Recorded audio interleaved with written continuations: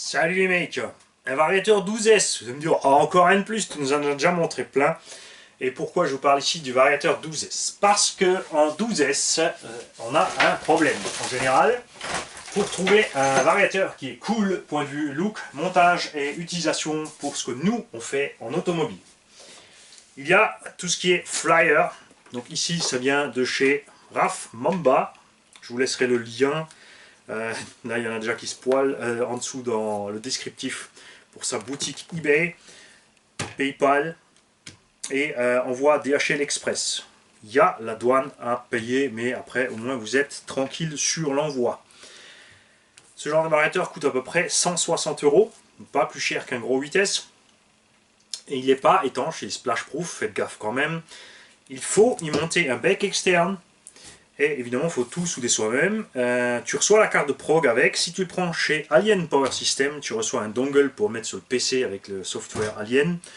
Point de vue tarif, chez Alien, on est pareil. Ce qui est bien chez Bruno Solo, c'est que Ouais, c'est le frangin d'Yann. De Han. Pour le SAV, si tu parles anglais, hein, il est 100% toujours là. Alien Power System aussi, Raf Mamba, lui aussi est toujours là. Après, lui, il est plus loin, donc c'est moins facile pour envoyer le matos, c'est pour les trucs. Bruno, il est vraiment toujours là. Tu lui écris le dimanche, le mec, il te répond le dimanche. Ça, c'est super. On a le ZTW Piste Pro, qui est dans la Clio, qui a la moitié de la taille du carton. 650 grammes le vario, il est comme ça. Il est immense, donc pas pratique. Il n'y a aucune raison qu'il soit aussi gros. Ça, c'est aussi le truc qui me chiffonne un peu sur ce vario. Après, il est agréable à conduire. Vous l'avez vu, on l'a essayé dans le Camtar. On l'a essayé la dernière fois dans la Clio. Il chauffe pas, il n'a aucun souci de puissance. Mais pour faire, par exemple, mon X-Max V3, ça, tu es obligé de le fixer au-dessus ou à moitié dans le trou. Il n'y a rien de prévu pour le fixer, donc ça finit avec des railsans, un support. C'est pas top. Franchement, en utilisation automobile, pas génial. Bouge pas, j'arrive. Voilà.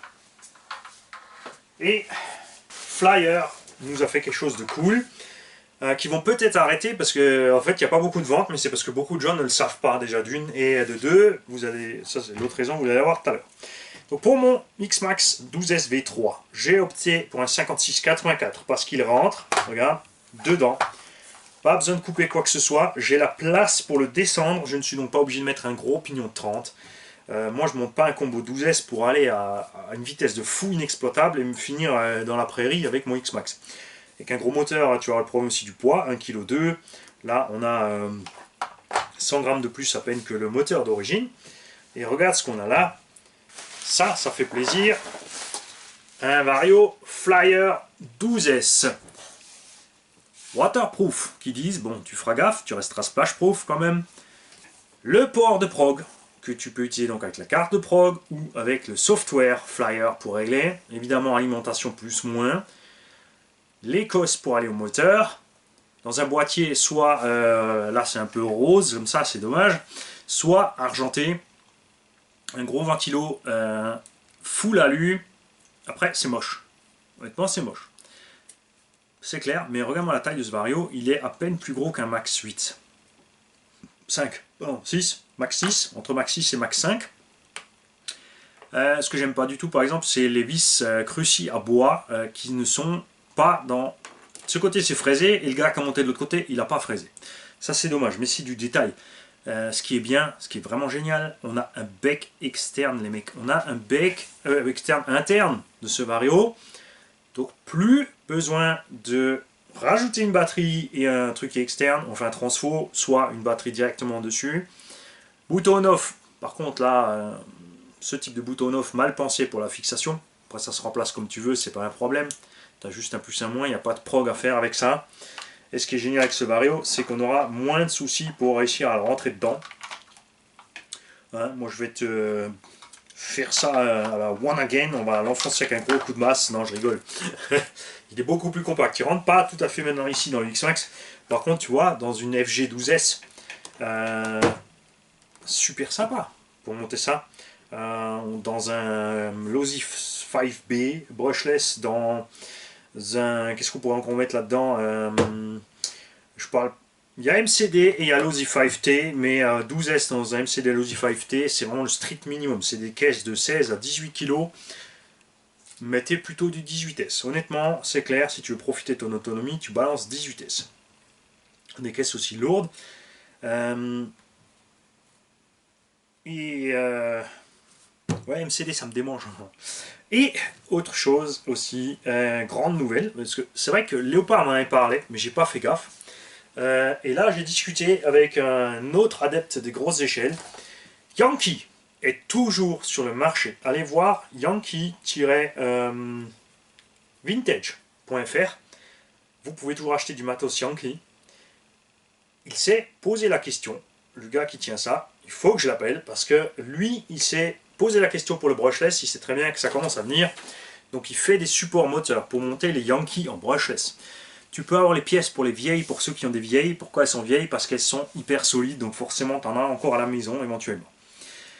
Tu peux avoir des superbes engins. Il y a la Porsche 934, il y a R21 Turbo 309, toutes les caisses de quand on était gamin. Peut-être aussi évidemment, si ça marche bien, il va faire des caisses un peu plus modernes pour les petits nouveaux. On a une option 4x4. Par contre, avec courroie pas protégée comme chez FG, ça j'aimerais bien justement lui parler de faire une option 4x4 avec la transmission couverte. Et un châssis et Nova. Propulsion ou traction et en trax variable. Allez voir, c'est géant. Possibilité 4x4 avec deux moteurs. Donc là, vous savez ce qui se passe dans la tête de Mani, il est en train de bouillir. Pas pour faire un engin de mort qui monte à 300 avec deux combos ZTV 12S 500 kV en 113 mm. Par contre, on pourrait faire un 4x4 qui a un différentiel électronique au centre. Donc, tu peux faire du 2x8, parce que niveau poids, ça, on le fera en 16, ça serait bien pour le poids du véhicule. Tu peux faire du 2x12 avec un moteur compact comme ça. Tu peux évidemment exagérer avec des gros moteurs, mais tu pourrais faire une variation entre propulsion et traction au moment de l'accélération et de la décélération. Freiner plus de l'avant que de l'arrière, mettre un mixage pour bloquer les roues arrière. Une espèce de frein à main, en fait, tu mets un bouton, un switch qui bloque les roues arrière à 50% dans les virages serrés. Tu vois, tu peux faire un tas de choses avec ce genre de base et c'est vraiment tentant. Par contre, budget énorme et c'est la raison pour laquelle je vous ai dit, si je fais ça, je me lance dans ça, il va falloir vendre de la grosse caisse. Hein, on a le Seine Reaper qui est à vendre. On vendra The Beach, il y a le FG Fun Cross en thermique à vendre. On a le Camtar, on a la Serpent Cobra, la Burn Machine, mais là je vous ferai d'abord encore une vidéo pour vous montrer que ça fonctionne bien ce truc là, si je me lance dans un projet pareil. Mais c'est pas dit, parce qu'après l'utilité aussi est réduite, on sera bloqué parking, c'est une grosse caisse, là on est en 1 cave. Bon, on peut moduler l'Anthrax de 510 à 700 mm. Tu peux avoir une coque de Jaguar FJ des 24 heures du Mans. Commence! Tu vois? En tout cas, va vraiment falloir que je rentre en contact avec lui, c'est sûr. Et la Porsche, par exemple, est magnifique. Tu peux que baver devant. Voilà. Donc, je vous tiens informé de ce petit flyer 12S compact. Comment que je vais le fit in the X-Max. Hein. J'aimerais ne pas enlever le H central parce qu'il aide quand même à la rigidité de l'ensemble, mais s'il ne rentre pas autrement, parce que j'aimerais bien quand même le descendre. J'aimerais pouvoir faire X-Max 12S avec tout rentré dans le châssis, sans être vraiment plus lourd, parce que là on est un peu plus lourd que le vario d'origine, mais pas tellement. On a 300 grammes de plus. On aura deux batteries 6S à 650 grammes, donc qui sont pas plus lourdes que les grosses 4S qu'on met dedans pour rouler en 8. Pour ceux qui roulent avec les grosses 4S, il y a moyen de faire quelque chose. Honnêtement, ça va être sympa. Et évidemment, si quelqu'un d'entre vous en a déjà un, n'hésitez pas à nous dire ce qui va avec. Il y aura aussi une petite vidéo pour les réglages, parce qu'on a découvert quelque chose, c'est qu'on était toujours un peu emmerdé avec ce Vario au niveau du freinage marche arrière. En fait, il faut décaler un petit peu le neutre sur la radio. J'ai testé ça bêtement, et du coup, ça marche nettement, vraiment beaucoup mieux. Salut les mecs, à bientôt.